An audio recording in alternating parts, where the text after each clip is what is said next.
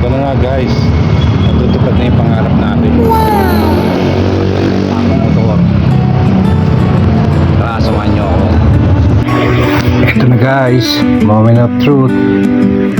Magkaka-e-bike rin tayo sa wakas. Matutupad na ang aking pangarap. Hindi na mag-commute. Ito na, Jaran! Ooh! Wow! Ang laking ibig nito. Panis. Explore. Yan guys ang napili ko. Dahil sa lahat, ito yung mga iba nilang e-bike na medyo mabagal ng konti lang.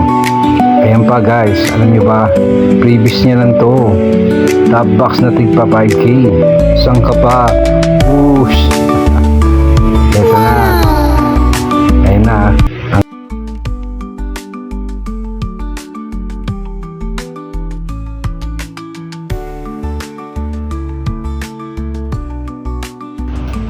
At eto na nga guys, inayos na nila ang ating motor. Malapit na natin siyang ilabas. Kaya tulungan nyo ako mag-isip ng anong dapat nating ipangalan dito guys. Please help me naman to name my motor.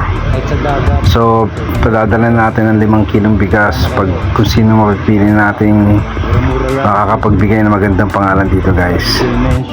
Ito nga pala guys ang kanyang specs. Rated power 2000 watts, battery capacity 72 volts, range 90 to 100 kilometers.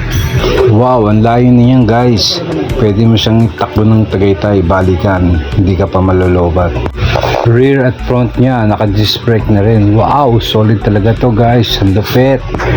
By the way guys, sobrang nagpapasalamat pala ako kay Papa God for this blessing na binigay niya sa akin at sa aking family. Thanks be to God, and to God be all the glory. Amen.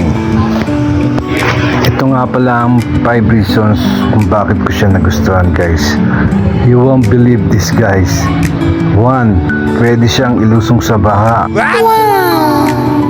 Diba ang angas guys? Alam niyo naman na bahay ng ating lupang sinilangan. Wow! Kaya swak na swak sa baha to. Hindi nahasal sa ating ang pagpaparepair kasi nga waterproof ang battery niya guys, kaya pwede siyang ilusong sa baha.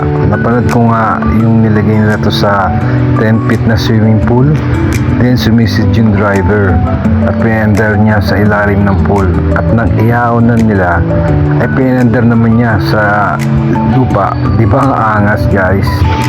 Number 2 guys, makakatipid na ako sa pamasahe at di na rin ako makikipila sa LRT at makikipagbalyaan sa mga tao.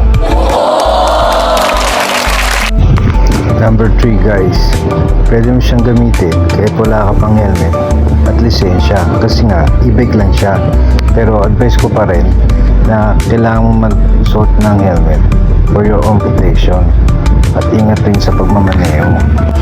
Number 4 guys, keyless na siya, tsaka may alarm na siya, hazard at charging port para kung sakaling malobat ang cellphone mo, pwede mo siyang i-charge anytime. Abangan nyo na lang guys ang next video ko. Pakita ko sa inyo paano ko ilusong sa bato. Ride safe, God bless and peace out guys.